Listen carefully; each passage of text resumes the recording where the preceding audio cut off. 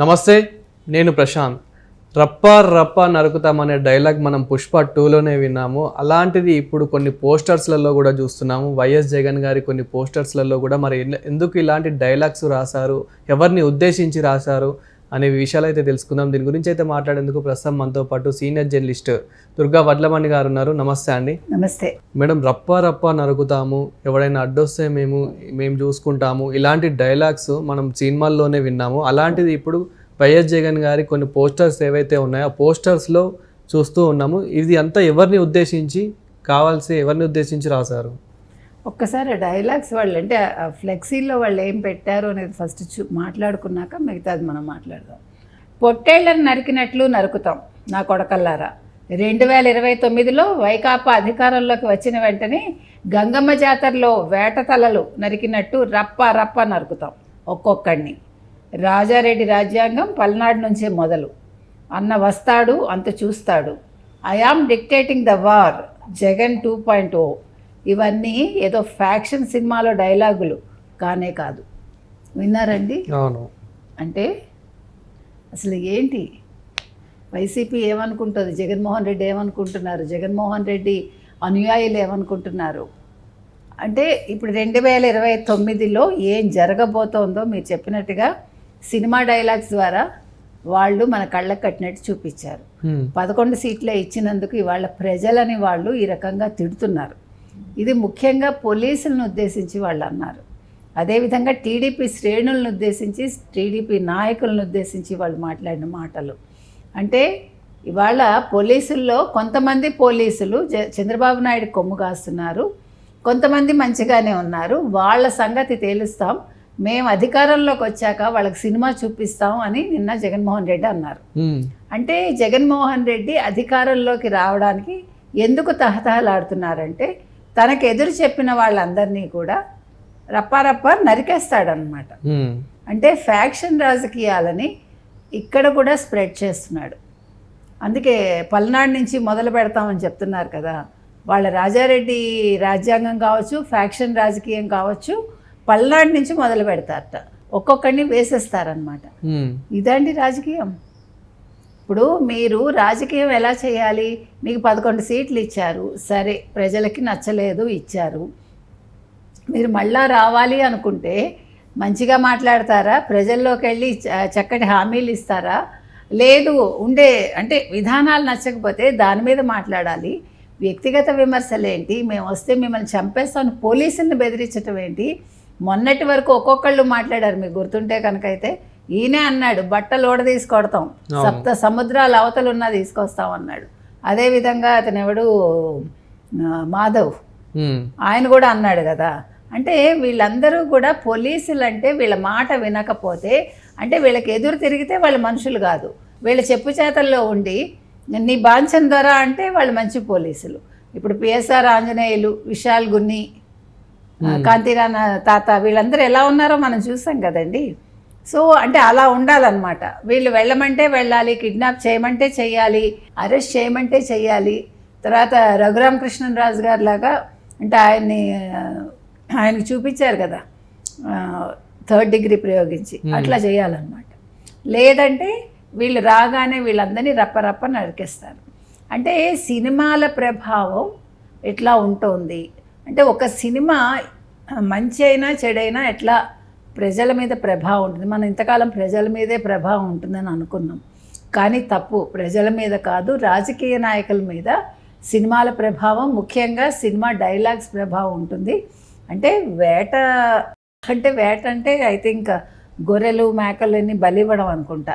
అట్లా బలిచ్చినట్టు అమ్మవారికి ఈ పోలీసులను బలిచ్చేస్తారట. మరి దీని మీద కేసు పెట్టాలి కదండి. నిన్న ఇవన్నీ ఆలోచించే వీళ్ళు రెచ్చిపోతారని, ప్రజలకు ఇబ్బంది అవుతుందని మీరు 100 మందిని అలౌ చేస్తాం, 3 వాహనాల్లో వెళ్ళమంటే మీరెవరు మాకు చెప్పేదని.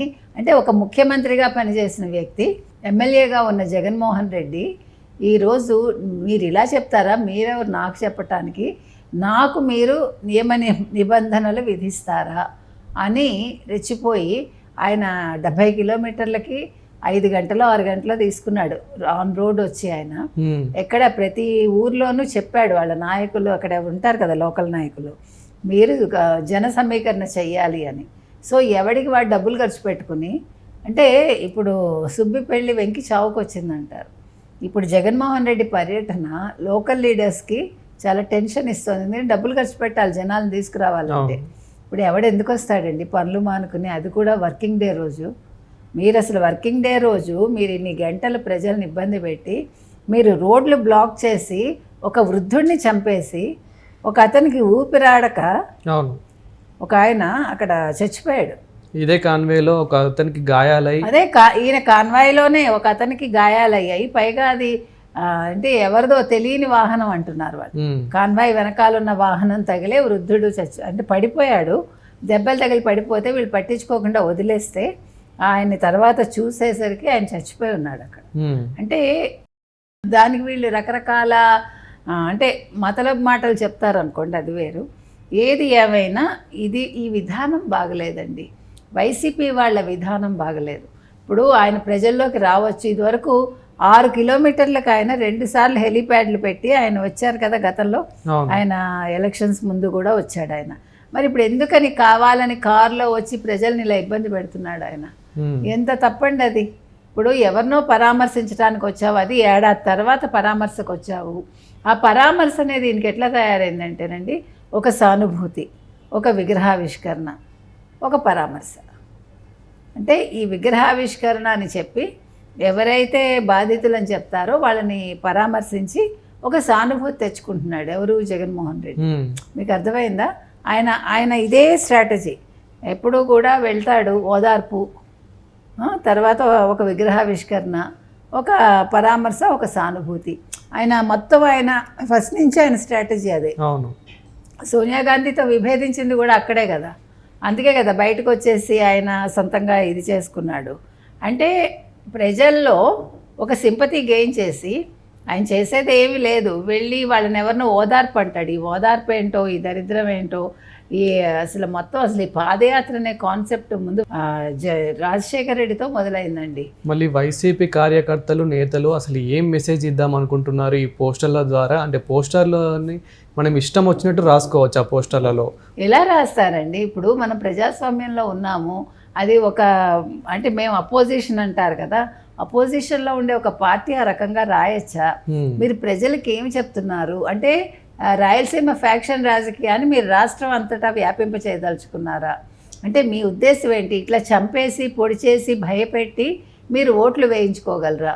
2029లో 2.0 అంటే ఇదేనా?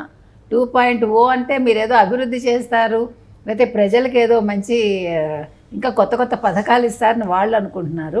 కాదు, అవేమీ కాదు, మీ సంగతి తేలుస్తాం మేము, మిమ్మల్ని వేటకొడవలతో నరికేస్తాం పొట్టేళ్ళు నరికినట్టు అని వాళ్ళు పోలీసులకి చెప్తున్నారు. తర్వాత అంటే ఇప్పుడు అధికారంలో ఉండే ఎవరు చంద్రబాబు నాయుడు పార్టీకి కూడా చెప్తున్నారు, అంటే ఆ నాయకులు కూడా చెప్తున్నారు. కాబట్టి ఇది మంచి సిద్ధాంతం కాదండి. ఇప్పుడు అది ఫ్లెక్సీలు ఎవరు పెట్టారో ఆయన అరెస్ట్ చేసినట్టున్నారు. ఇలాంటి వాటిని ఖండించాలి కదండి జగన్మోహన్ రెడ్డి. నిజంగా అతను ప్రజానాయకుడైతే అమ్మ ప్రజాస్వామ్యంలో ఇలాంటివి పనికి రాదని చెప్పాలి. అవి చెప్పట్లేదంటే ఆయనే ఒక ఫ్యాక్షనిస్ట్ అని మనం అర్థం చేసుకోవచ్చు. Thank you. Thank you.